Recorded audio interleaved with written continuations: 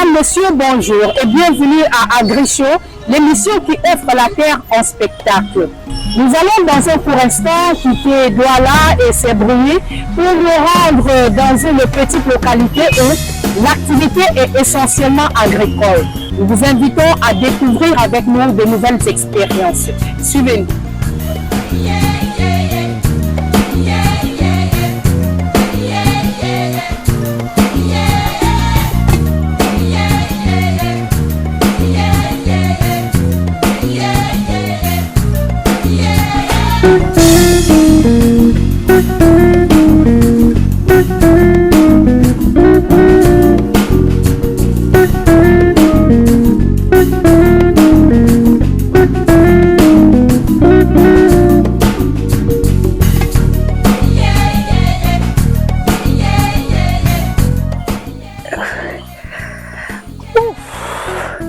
Enfin, nous y sommes. Nous sommes venus rencontrer un couple, monsieur et madame Senou, qui fait dans la culture des aromates. Le couple en question nous dira quel a été le secret de leur réussite. On se retrouve juste après.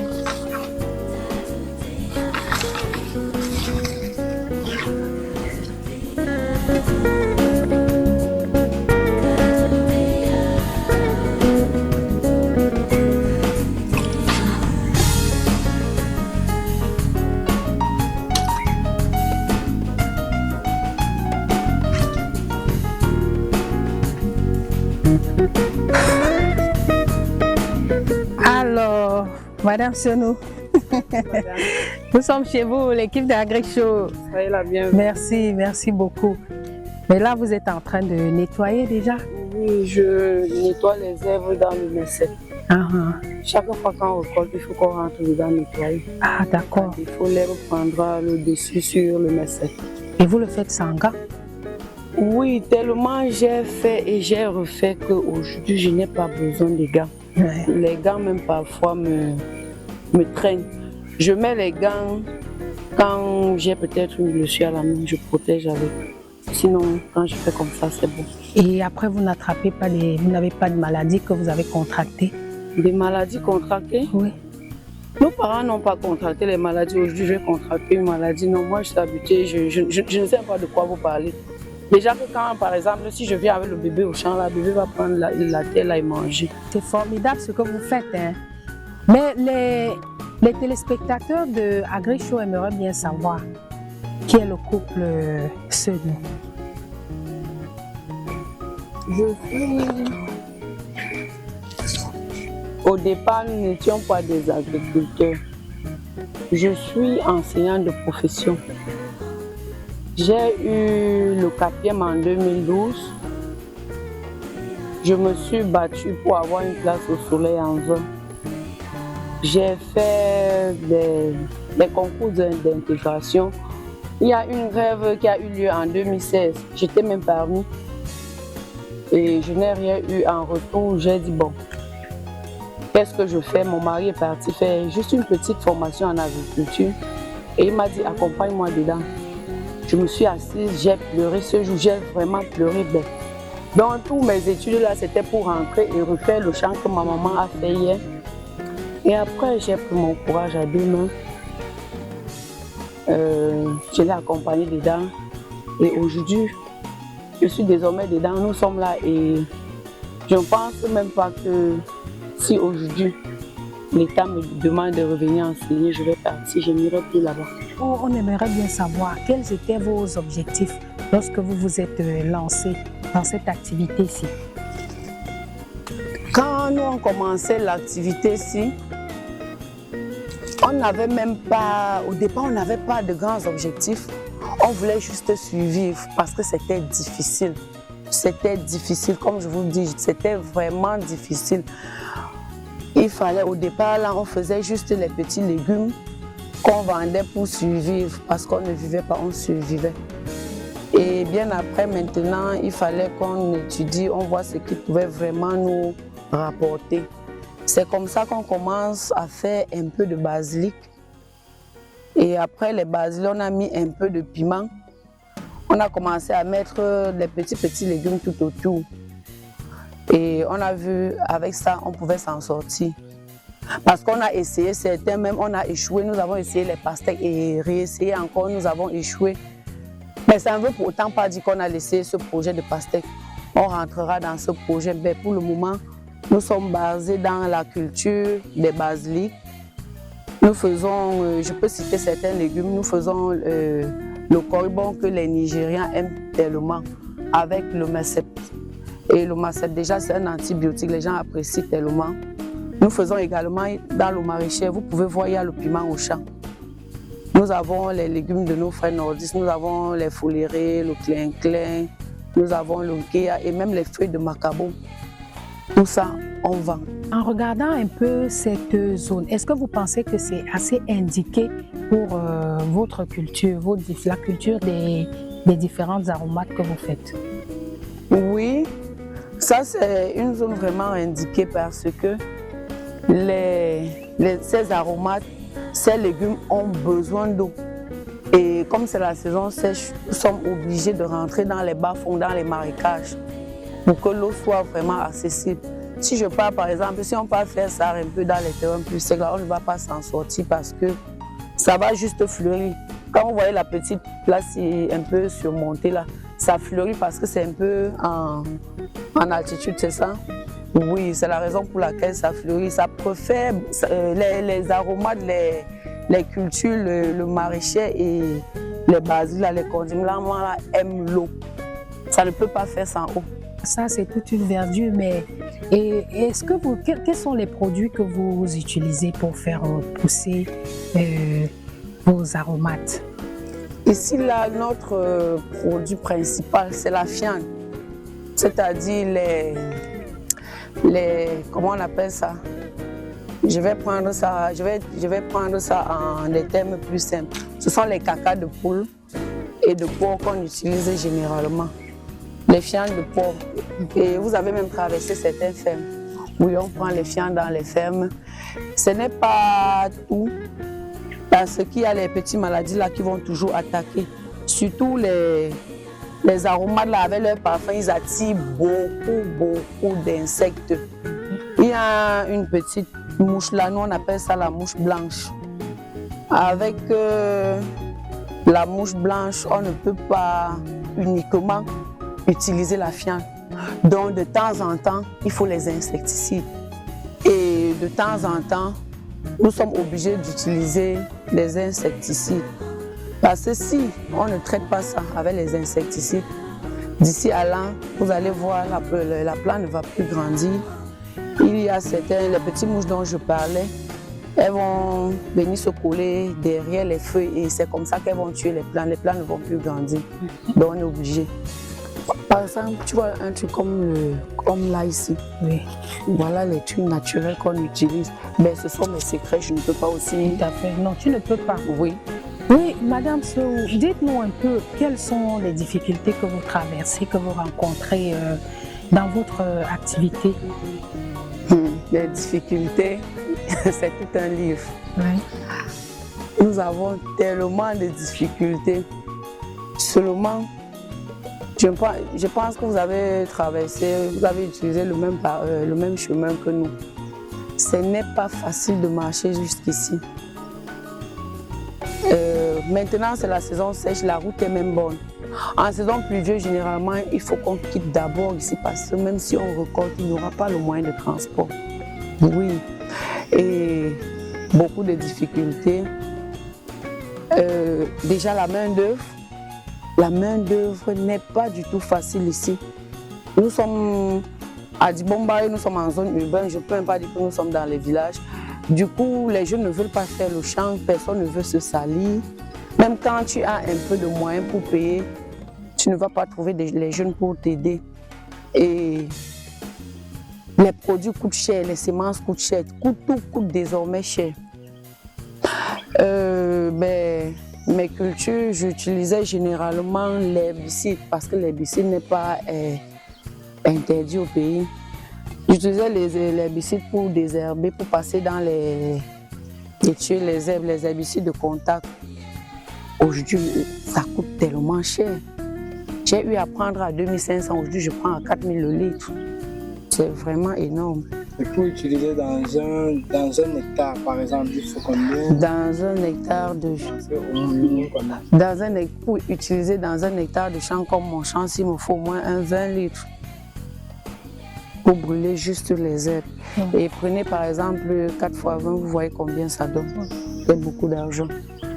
C'est comme ça. Et nous ne sommes même pas à bout. Les difficultés, par exemple, j'ai eu à perdre un motopompe ici. Tu gardes, il y a le vol. Le piment, tu vas sortir, tu viens un matin que quelqu'un a pu récolter. Ah oui. Parlant même du couple, comment est-ce que vous parvenez à gérer votre vie de couple? Comment est-ce que vous vous en sortez quand vous travaillez ensemble toute la journée? Est-ce qu'il n'y a pas souvent des quoi à force de vivre ensemble, de passer du temps de la journée? Oui, ça ne peut pas manquer toujours. Est-il, il y a des problèmes. Ça ne manque pas, surtout que bon, vous passez les jours ensemble, vous êtes toujours ensemble. Peut-être on se sépare seulement quand je transporte ça pour le marché. Oui. Mais avec le temps, voici 8 années que nous faisons chemin ensemble dans l'agriculture. On se connaît déjà assez. Ça ne manque pas, mais on gère très rapidement. Oui, on gère très rapidement. Ça part généralement comme une lettre à la poste, ça ne dure pas. Mais et au niveau des récoltes, comment vous vous entendez? Au niveau des récoltes, vraiment, c'est une grâce. Je ne sais pas comment je vais expliquer cela. La question que vous posez, là, plein de gens nous posent, là, tout le monde, je sais pas, presque tous ceux avec qui on peut communiquer nous posent toujours la question comment est-ce que ça se passe. Pourtant, c'est très facile. Et pour que ça soit facile, déjà dans un couple, surtout quand vous travaillez ensemble, le dialogue passe en premier. Le dialogue et la confiance. Dès qu'il y a cette confiance, moi je vends. Moi, je vends. Il y a les jours que je vais vendre, je vais compter l'argent, je vais dire, monsieur, voilà l'argent, ou bon, je dépose quelque part, il passe le moment, il ramasse. Il y a les jours que je vais vendre, je ne vais même pas compter l'argent, je vais venir passer le sac. Il y a les temps que je vais vendre, je vais même passer 2, je ne vais pas demander que ben, tu as vendu combien l'autre jour, comment, pourquoi l'argent, non, non, non, non. Quand je vends, je dépense. Voilà, je suis rentrée avec 1000 francs, bon, c'était bon. Je pars, j'ai vendu par exemple 50 000, monsieur va pas me demander que ben, tu as vendu 50 000, pourquoi il y a désormais 45 000? Non, non, non, voilà comment ça se passe. Vous parlez de votre chiffre d'affaires mensuel ou... Mon chiffre d'affaires mensuel ou je ne sais pas annuel, c'est beaucoup plus compliqué parce que c'est un truc que je fais. Je ne gagne pas beaucoup, je ne gagne pas grand-chose, mais je gagne quand même parce que avant que je n'entre dans l'agriculture, je n'avais rien. Aujourd'hui, grâce à l'agriculture, j'ai acheté un terrain, je peux dire dans un quartier UP et j'ai désormais une belle maison là-bas. Voilà, je peux dire que j'ai un chiffre d'affaires quelque part que moi-même je ne maîtrise pas très bien, mais je sais qu'il y a quelque chose. Okay. Merci. Oui, mais ça, c'est un endroit, on peut dire, pour vous, une mine d'or. Comment vous avez fait pour avoir cet espace-ci?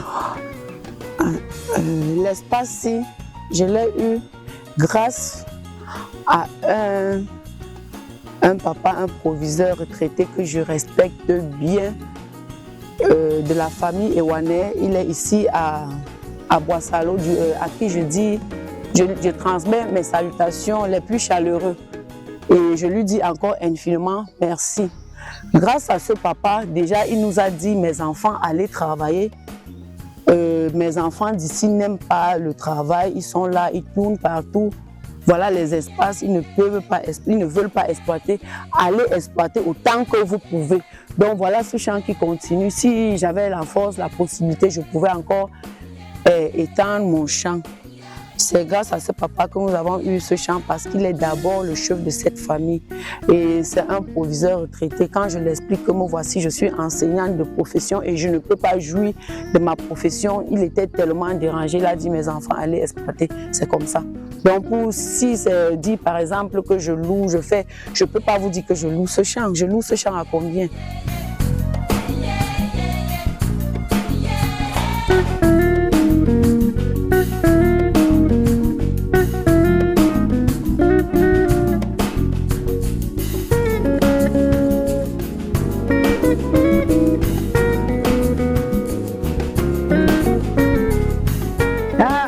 nous, c'est un plaisir de vous voir, mais là, vous êtes à l'œuvre ce matin. De bonheur peut-être. Effectivement, c'est l'opération que j'avais à faire aujourd'hui. J'ai déplacé la pépinière parce qu'elle était déjà prête pour le repiquage. Ah, d'accord. Bon, et là, quand vous enlevez, vous repiquez où? Je repique l'espace là où je vais repiquer derrière moi. Oui. Et comment vous avez préparé cette pépinière? Ça se passe comment? Pour préparer la pépinière, Oui. ce sont des opérations multiples.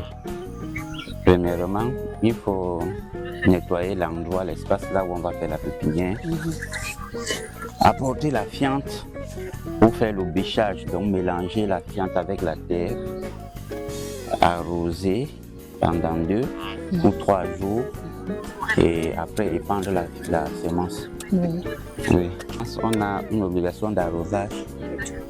Après, chaque jour, matin et soir, on doit irriguer, donc on doit arroser. Oui. Et comment vous organisez ce temps-là? Si c'est matin et soir, je suppose que vous êtes là tôt le matin jusqu'au soir, encore peut-être vers 18 h. Non. La pépinière demande quand le sol commence à chauffer légèrement pour qu'on irrigue. Parce que quand le sol ne chauffe pas légèrement, ça va pourrir. Donc on doit irriguer, on doit l'arroser autour de 8 h, 9 h. Et dans l'après-midi, on doit le faire autour de 15-16. Au-delà de ça, quand le sol va être trop mouillé, ça va apporter la pourriture. Donc ça va pourrir. Ça fait plus de 5 ans qu'on fait ça. D'accord. Vous parvenez à bien organiser votre temps. Oui, parfaitement, parce que déjà quand tu le prends comme ton business, ton bureau, tu sais que le matin tu dois te rendre, avoir des opérations programmées à l'avance que tu dois effectuer, tu les exécutes et le jour suivant tu programmes les nouvelles et ainsi de suite. J'ai une réelle passion pour l'agriculture, c'est pour ça que... La passion? Oui. D'accord. Il y a d'autres qui sont encore en train de pousser. C'est pour ça que au fur et à mesure que j'enlève les bonnes, je désherbe une fois, donc je fais un petit saclage pour permettre aux jeunes pousses là de se développer par la suite. Donc là, c'est des aromates, ça? Oui. Ok. Et c'est quel type ça? C'est de la basilic. D'accord. Quelles sont les difficultés que vous rencontrez vous-même? Au niveau de la production, les difficultés qu'on peut rencontrer, c'est juste un peu de négligence de notre part parce que la culture en soi, si tu suis bien l'itinéraire, tu n'auras pas de réelles difficultés. Par exemple, quand il pleut beaucoup et que tu n'as pas suffisamment de temps pour être là dans la pluie, il doit automatiquement avoir des pourritures. Et quand ça commence à pourrir, tu dois t'exercer plus. C'est-à-dire que tu dois être là beaucoup de jours pour traiter, pour limiter la pourriture. Et je crois que c'est la difficulté principale qu'on a dans la production maintenant. Au niveau du transport, c'est là où on a un peu de difficulté. Ce sont des difficultés au niveau de la logistique. Donc bref, pour transporter, pour sortir de la brousse, non. Parce qu'il y a des moments que même le chauffeur refuse d'entrer, parce qu'il y a les mâts d'eau en route, il n'y a pas moyen, il refuse d'entrer. Donc j'ose croire que si j'avais quand même un moyen de locomotion personnelle, donc si j'avais un petit tricycle entrant avec, je saurais comment esquiver les mâts d'eau parce que ici derrière, il y a le monsieur qui a la ferme là. Quand il a sa production, quand c'est prêt, il n'a pas de difficulté parce qu'il a des petits. Voilà. Je crois que ce sont des difficultés, ça c'est les principales parmi les difficultés qu'on peut trouver. Quand tu quittes de la maison, c'est tout comme tu vas au bureau, non? Il y a les jours que tu vas rester pour trouver le taxi, c'est difficile quand tu n'as pas moyen de déplacement. C'est le seul endroit où tu vas te rendre. Donc tu dois seulement attendre jusqu'à ce que tu vas trouver le moment que la moto ou le taxi va te porter pour t'amener sur le site. Oui. Il y a un conseil à l'endroit de ceux qui veulent se lancer. Un conseil, je pense que pour conseiller une personne qui a la passion, qui a le goût de l'agriculture, je crois que la première chose que je peux lui conseiller à faire, c'est de se former. Parce que c'est la pièce maîtresse. Quand tu as les connaissances, la suite, c'est le courage. Affronter la difficulté. Parce que quand tu vas mettre tes connaissances en pratique et que tu respectes les itinéraires, ça va te faire rire. Quelle que soit la culture que tu peux entreprendre, que ce soit les Njama, même les Watalif là, les femmes font. Si tu te mets vraiment, les gens disent la terre ne trompe pas. Quand tu as la connaissance, la terre ne peut pas te tromper. Vous mettez sur pied 1 hectare de culture comme celle-ci. Déjà pour la pépinière, ça peut te prendre 3 à 4 boîtes de semences. Ça, c'est au niveau de la production parce que maintenant, il y a l'acquisition du site, l'aménagement du site. Il y a tous les autres petits paramètres qu'on peut faire sur toute autre culture. Particulièrement pour les basiliques, il faut 3 à 4 boîtes de semences. On peut prendre 1,5 kg de semences par boîte. Tu vas germer ça et tu vas repiquer, non? Oui. En somme, ça peut faire combien?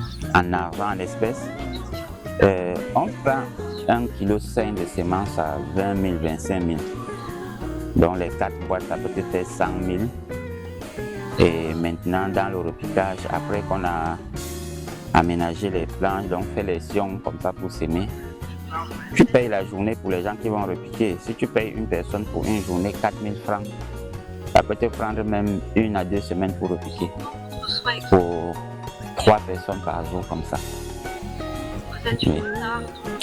Donc c'est le calcul à faire. Arrête ça là. On va récolter.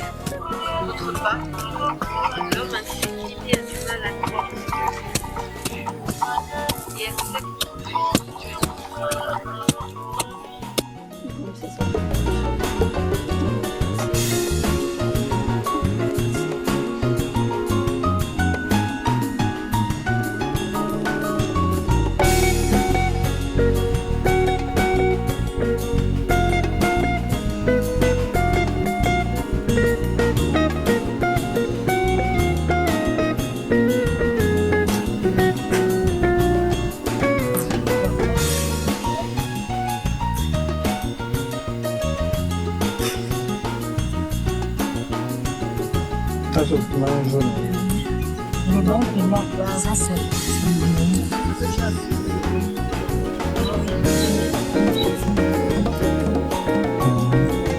moi, je préfère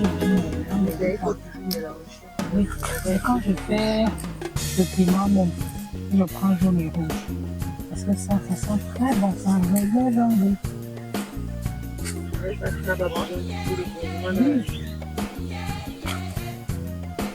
Bon piment. du bon piment bio qui est en fait qui a été cultivé essentiellement avec des fientes.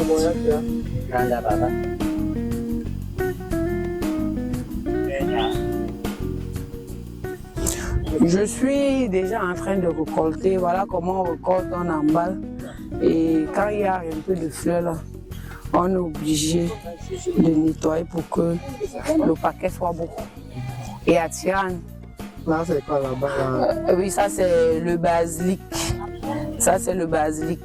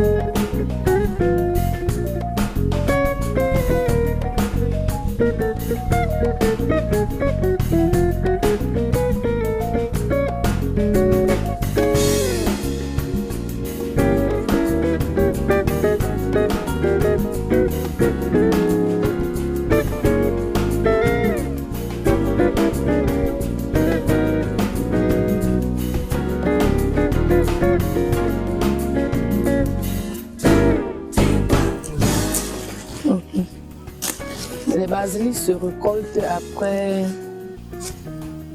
un mois après le repiquage. Et on récolte de façon, on récolte chaque fois après peut-être 10 jours. 10 jours après, on rentrera dedans récolter. Mais seulement il faut aussi entretenir. Hein. Tu n'entretiens pas même un mois plus tard, ça ne sera pas prêt. Oui.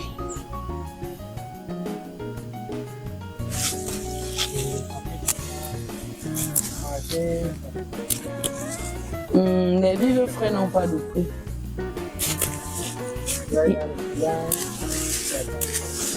Les vivres frais n'ont pas de prix. On a les clients qui attendent, oui. Quand il y a l'abondance, tu n'auras pas de clients qui t'attendent. Mais quand il y a un peu manque, par exemple, ça c'est la saison sèche, c'est pas abondant sur le marché. Là, il y a beaucoup de primeurs.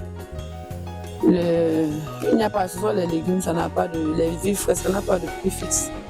Il y a les jours que ça varie, entre 300, ça va même jusqu'à 800, ça dépend de la période. Mais c'est rare. Généralement, on va le paquet à 400, 300, 500 parfois.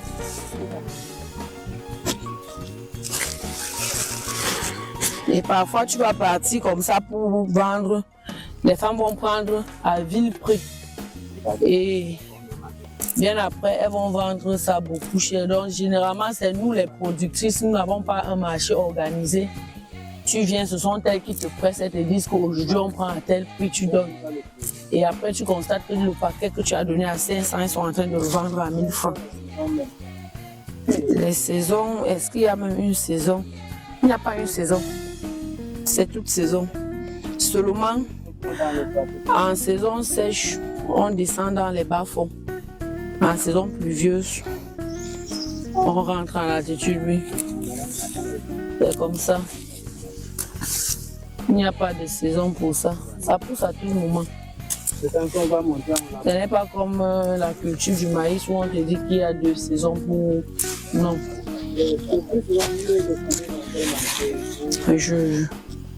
Je vends généralement au marché Sandaga. Seulement là-bas parce que ce n'est pas un légume que quelqu'un va prendre un gros paquet comme ça et aller préparer.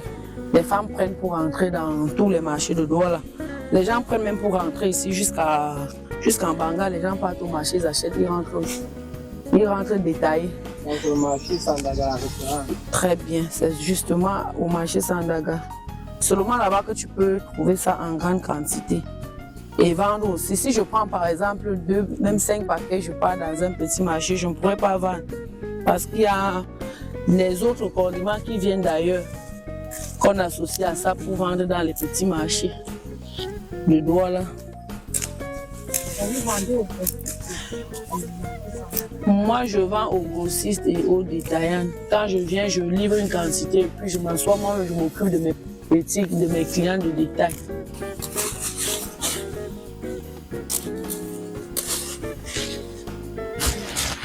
Est-ce qu'on peut parler de variétés? C'est là-bas que vous avez. Il existe les variétés. Comme aujourd'hui, je produis ceci, les basiliques que je cultive aujourd'hui, c'est pas ça que je cultivais avant. Avant, j'avais une autre variété qu'il fallait couper et juste la tige et repiquer au sol. Mais aujourd'hui, j'ai opté pour les basiliques que je dois germer et repiquer. Parce que l'autre là, c'est mieux pour moi avec la sécheresse. Quand tu repiques avec racine déjà, ça ne meurt pas beaucoup. Par contre, quand tu coupes la tige et tu remets en terre, c'est très compliqué. Quand nous on a une récolte comme celle-ci, le matin, parce que c'est pas bien de récolter avec la rosée. Quand tu récoltes avec la rosée, les feuilles vont tomber plus tard. Les clients reviendront se plaindre que on est arrivé au marché, on n'a pas pu vendre, c'était gâté.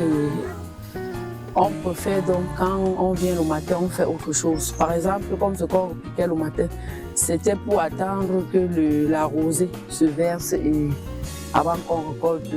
Donc on va récolter entre 9h et 12h, on part à la pause. On revient peut-être à 14h, 15h, on récolte encore. Et entre-temps, il faut entretenir, il faut arroser. Nous, on a les petits sacs, on appelle ça L9, le vert ou jaune, là, ça va prendre 30 paquets. Et un autre sac, c'est les grands sacs de 300 kg. Là, je peux charger 45 à 50 paquets. Ah, 50 paquets, oui. Donc, s'il faut que je sorte avec le sac noir, j'aurai peut-être 2 grands sacs noirs et 3 grands sacs aussi. Le sac blanc, j'aurai peut-être 3 sacs blancs.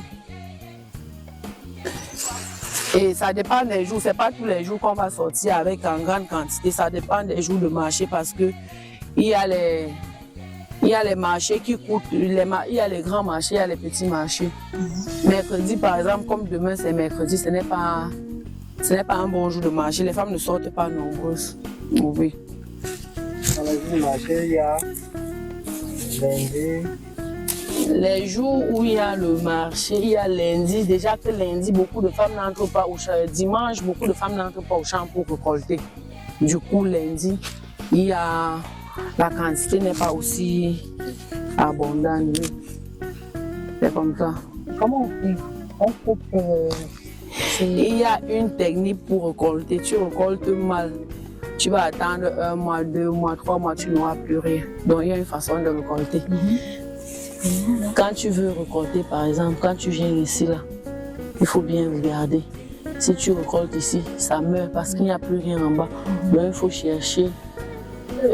On appelle ça les successeurs. Il faut chercher un successeur. Dès que tu enlèves comme ça, tu sais que celle-ci, la jeune tige va vite pousser et d'ici 10 jours, elle sera comme celle-ci. Ah oui, c'est comme ça.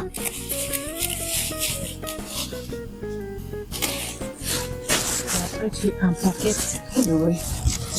Parce que si je ne fais pas directement, je pars entasser. Le temps de refaire, il va falloir arranger les tiges. Par contre, quand je fais comme ça, j'emballe une fois et puis.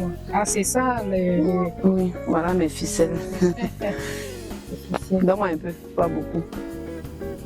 Ajoute encore, ajoute encore. Donne-moi. Comme ça, c'est un gros tas? Oui, oui, oui. Ça, c'est. Nous, on appelle, au marché, on appelle ça les bottes. Ah oui. Et c'est là, si par exemple, le botte. La botte, si je ne veux pas vendre la botte comme c'est une. Vous n'avez pas besoin. Vous n'avez pas besoin. J'attache comme ça depuis les années. Ok. La botte, il y a les moments que la même botte là, tu vas vendre à 200. Il y a les périodes. Oui, oui. Les moments qu'on ne va pas acheter. Les moments qu'on ne va même pas acheter du tout.